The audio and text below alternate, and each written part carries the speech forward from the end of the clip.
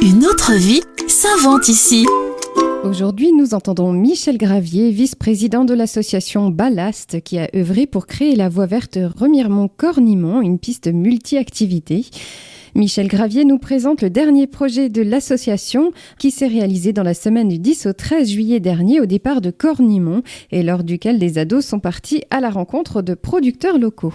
Ce projet a réuni une douzaine d'ados et le thème c'était vélo, fourche et fourchette. Il fallait à la fois que ce soit un projet qui réunisse des jeunes qui étaient motivés pour participer, mais il fallait aussi que le thème qui était donc celui du parc des ballons, manger local, c'est l'idéal, soit bien pris en compte. Mais dans un aspect à la fois festif, découverte, et puis en même temps, bien sûr, avec le vélo, puisque Ballast, c'est d'abord et avant tout la voie verte. Alors le but, c'était à la rencontre de producteurs locaux et que les jeunes participent au maximum à cette action.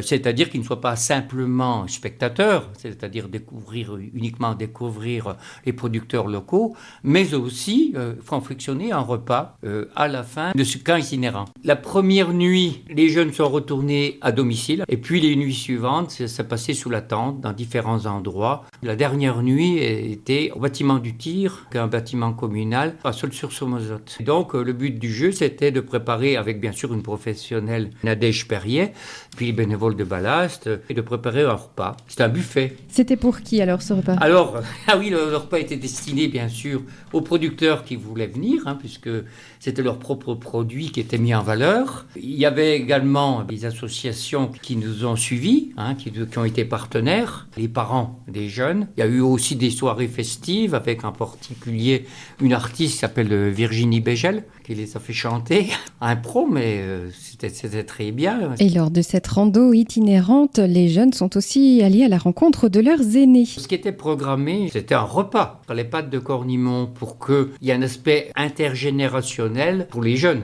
C'est-à-dire partager un repas dont il avait apporté les ingrédients, c'était quand même quelque chose qui était intéressant. En même temps, on a rencontré quand même un certain enthousiasme de la part de la direction de l'EHPAD de Cornimont pour cette action. Prochain projet de l'association, un atelier participatif de réparation de vélos.